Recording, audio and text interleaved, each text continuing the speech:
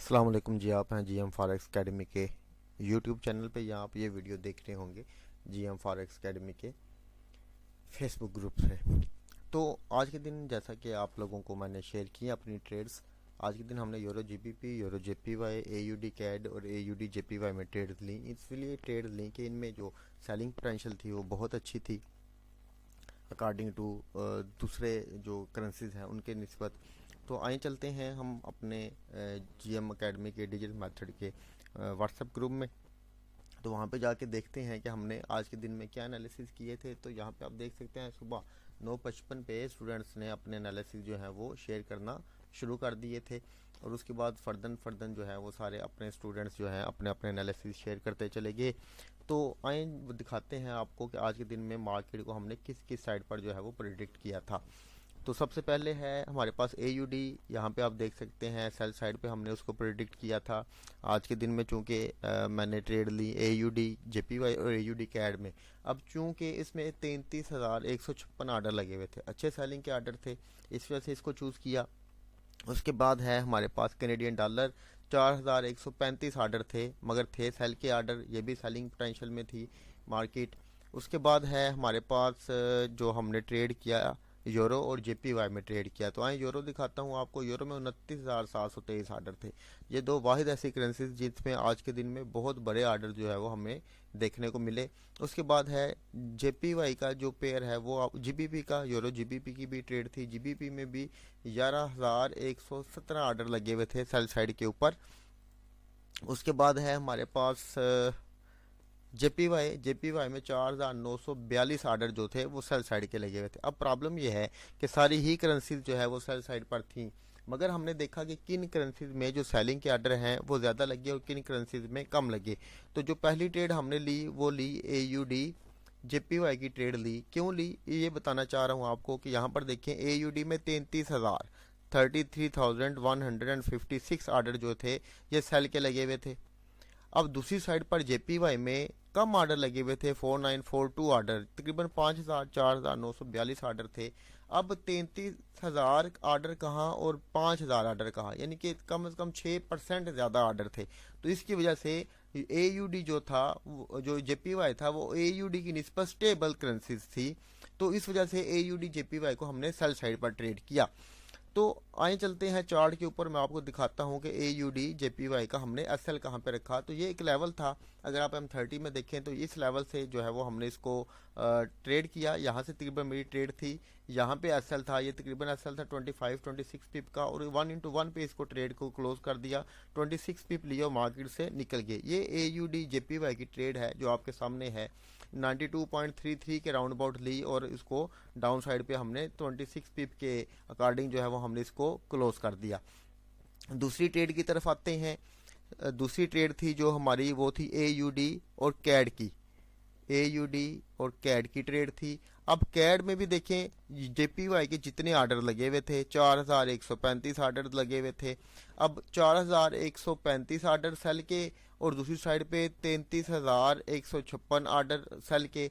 अब ये वाले जो आर्डर थे उसे 6% ज़्यादा आर्डर थे एयूडी के, यानी एयूडी में 6 गुना ज़्यादा सेलिंग थी, जबकि कैड में 6 गुना कम सेलिंग थी, बहुत कम आर्डर लगे हुए थे एज कम्पेयर। इस वजह से हमने एयूडी कैड के पेयर को जो है वो सेल साइड पर ट्रेड किया।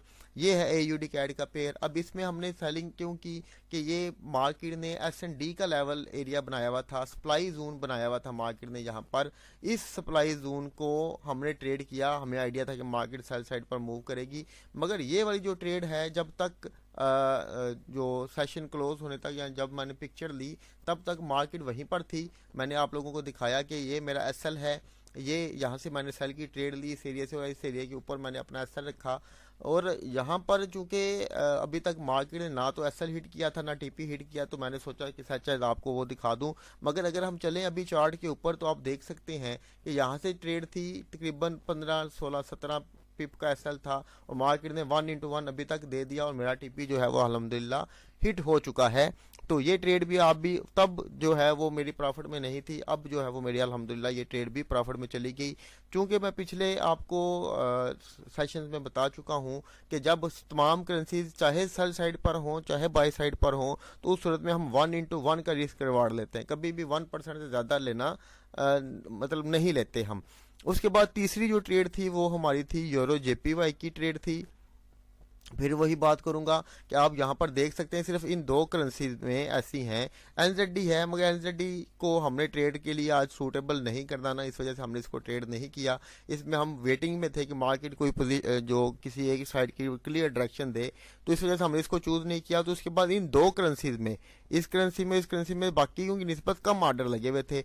ये इसका मतलब है कि इन करेंसीज की निस्बत ये स्टेबल थी, तो इस वजह से हमने इसको ट्रेड किया। अब यूरो में जो ऑर्डर लगे हुए थे वो AUD के से थोड़ा सा कम, और सेकंड लास्ट नंबर पे जो बड़े ऑर्डर थे 29,723 ऑर्डर थे, और जबकि JPY के ऑर्डर तकरीबन 5,000 ऑर्डर थे, और ये भी 6% का जो है वो तकरीबन डिफर था, यानी कि यूरो में 6% ज़्यादा सेलिंग थी। इस वजह से हमने चार्ट के ऊपर जब गए हम यूरो JPY का ओपन करते हैं तो यहाँ से हमने ट्रेड ली, तकरीबन ये हमारा एसएल था कल के इस लेवल के ऊपर, ये तकरीबन 59-60 पिप का था, और तकरीबन इतने ही मार्केट को हमने सेल साइड पर ट्रेड किया और मार्केट से निकल गए, यानी कि इसमें भी हमने 1:1 लिखा। इसमें कदरे एसएल बड़ा था, मगर चांसेस थे इसके मार्केट जो है वो शोर शॉर्ट जो है वो इस लेवल तक जो है वो आएगी, और मार्केट एग्जैक्टली इसी लेवल से, यहाँ पे अगर आप ये लेवल लगाएं, ये एक स्ट्रांग एरिया है, मार्केट इसी लेवल से जो है वो वापस घूमी है यहाँ पे अभी,